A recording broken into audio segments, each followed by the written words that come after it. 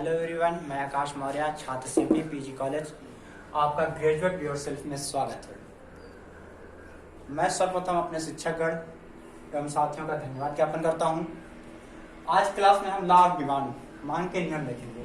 मांग के नियम में डिमांड देखेंगे, व्हाट इज द डिमांड, मांग क्या है।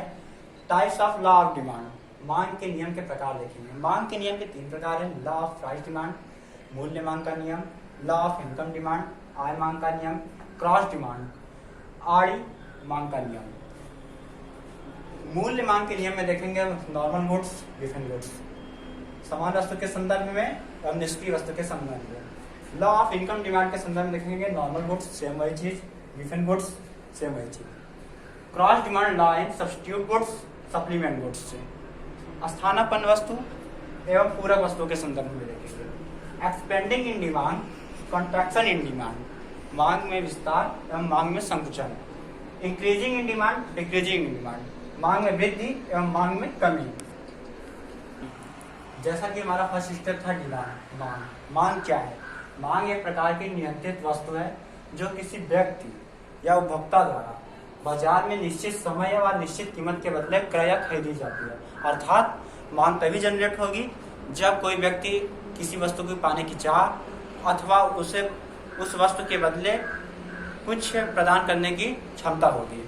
अतः मांग वहीं पर जनरेट होगा जब किसी मार्केट में किसी वस्तु के बदले किसी वस्तु की क्रय या विक्रय होगी, वहीं पर मांग जनरेट होगा। मांग को पूरा होने के लिए 3 दशाओं का होना आवश्यक है।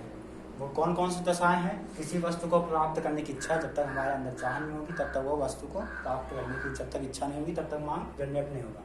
इच्छा पूर्ति करने के लिए साधन, अब हम उस वस्तु की इच्छा तो रख लिए, अब उस वस्तु के बदले हमें कुछ भी प्रदान करना पड़ेगा तभी वो वस्तु हमें प्राप्त होगी। तो वही फैक्टर हमको देखना है कि क्या है। तीसरा है साधनों को व्यय करने की तत्परता। जो हमारे पास जो साधन है, पैसा है और हमारे पास उस वस्तु को विनिमय करने के लिए कुछ है, सामग्रियां हैं, अगर उनको हम व्यय करने की तत्परता नहीं रहेगी या योग्यता हमारे पास नहीं रहेगी तो हम मांग जनरेट नहीं होगा। ठीक है। कारक आप देखेंगे, मांग को प्रभावित करने के लिए निम्न कारक हो सकते हैं। जैसे वस्तु की कीमत क्या है, वस्तु की कीमत अधिक है तो हमारी इनकम कम है तो हम उस वस्तु को नहीं लेंगे तो वहाँ पे मांग जनरेट नहीं होगी। दूसरा देखेंगे उपभोक्ता की आय, हमारी इनकम कितनी है, हमारी इनकम कम है तो हमारी मांग कम होगी। तीसरा है अन्य वस्तु की कीमत, अगर हम कोई वस्तु खरीद रहे हैं, कोई अन्य गुड्स खरीद रहे हैं, उस गुड्स के बदले कोई दूसरी वस्तु की कीमत हमारी तय करती है कि इस गुड्स को हम खरीदेंगे कि नहीं। चौथा है हमारा समय बिल, टाइम है कि इसी समय में अगर उसके किसी वस्तु की होती है एक्सपायरी डेट होती है, अगर उस वस्तु की एक्सपायरी डेट हो जाए तो उस वस्तु की हम मांग नहीं करेंगे। चौथा है स्वाद, अगर वस्तु में हमारा टेस्ट है, स्वाद है, वो हमको अच्छा लगता है तो उसकी हम मांग अधिक करेंगे तो हमारी मांग हाई होगी। अगर उसमें टेस्ट कम है तो हमारी मांग लो होगी। छठा है फैशन हम लोग को एक मॉडर्न है, कारक है, यह हम लोग को बहुत ज़्यादा प्रभावित करता है। फैशन ही है जो हम लोग को अट्रैक्ट करता है। ये फैशन आज के समय में मेन कारण है मांग को प्रभावित करने का और सबसे बड़ा कारक है जिससे मांग हमारी हाई होती है। हाँ। मांग फलन, डिमांड फंक्शन देखेंगे। डिमांड फंक्शन क्या है? अभी हमने पढ़ा था मांग को प्रभावित करने वाले कारक। वही मांग एवं मांग को प्रभावित करने वाले कारकों के बीच पाए जाने वाले फलनात्मक संबंध को मांग फलन कहते हैं। अब हमारा मांग को प्रभावित करने वाले कारक क्या थे? हमारी इनकम थी, वस्तु की कीमत थी, अन्य वस्तु की कीमत थी, टाइम था, टेस्ट था, फैशन था। ठीक, तो इसी प्रकार से मांग फलन क्या होगा? मांग और मांग को प्रभावित करने वाले कारकों के बीच पाए जाने वाले फलनात्मक संबंध को मांग फलन कहते हैं। ठीक, demand equal to function of price, income and other goods income, price, time, taste, fashion इत्यादि। नेक्स्ट टॉपिक था हमारा मांग के नियम। जनरल फेस में देखते हैं मांग का नियम, लॉ ऑफ डिमांड।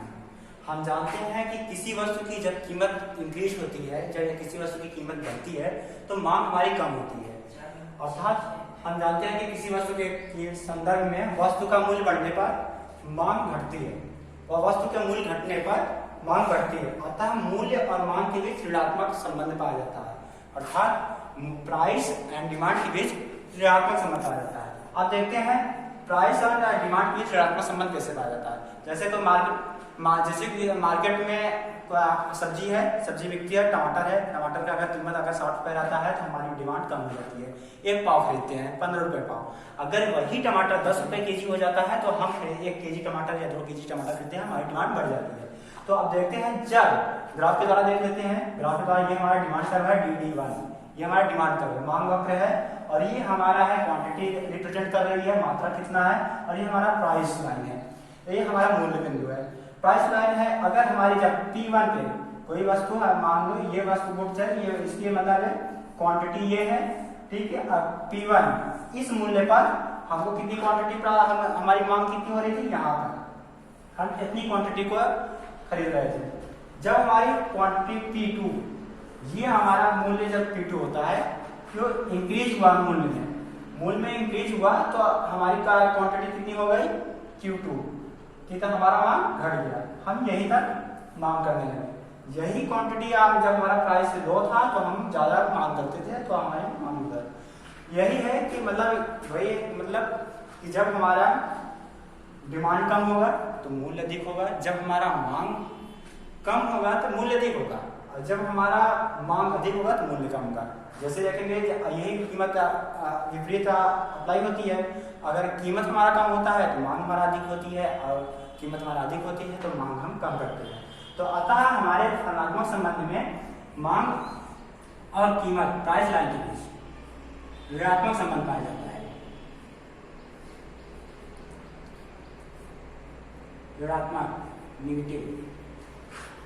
ऋणात्मक संबंध पाया जाता है, ठीक।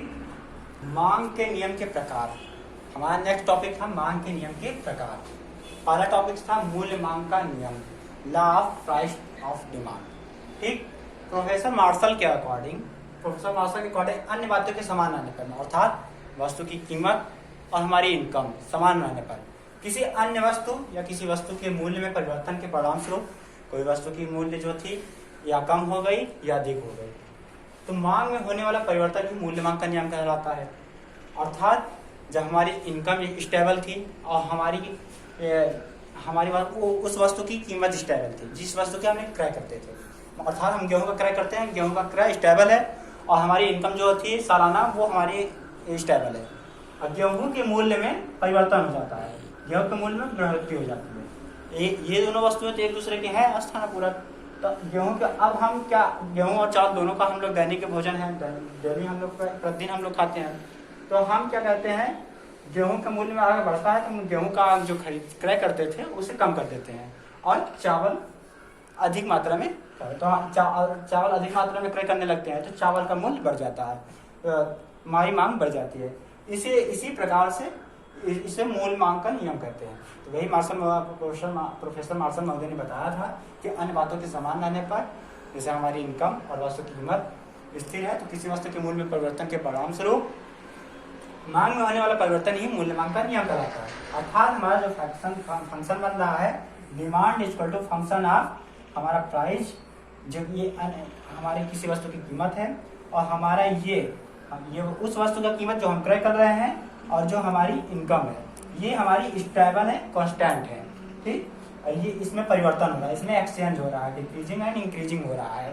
तो ऐसी इस परिस्थिति में मूल्य मांग का जनरेट होगा।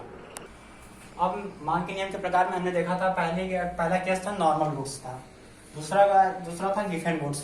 तो नॉर्मल गुड्स के संदर्भ में वही है जो हमने मांग का नियम पढ़ा था। मांग का नियम क्या था हमारा, कि किसी वस्तु की कीमत में अगर वृद्धि हो रही है, प्राइस वृद्धि हो रही है, तो हमारी डिमांड क्या होगी,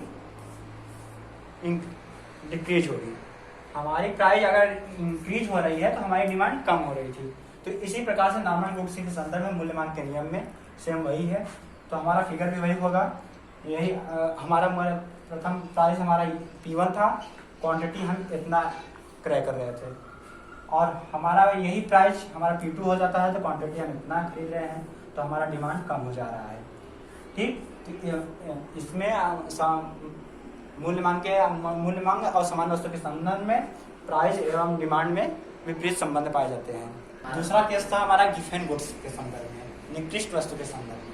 निकृष्ट वस्तु के संबंध में जस्ट उसके नॉर्मल गुड्स के संदर्भ की अपेक्षा जस्ट इसके विपरीत है। निकृष्ट वस्तु के संदर्भ में पॉजिटिव रिलेशनशिप पाया जाता है।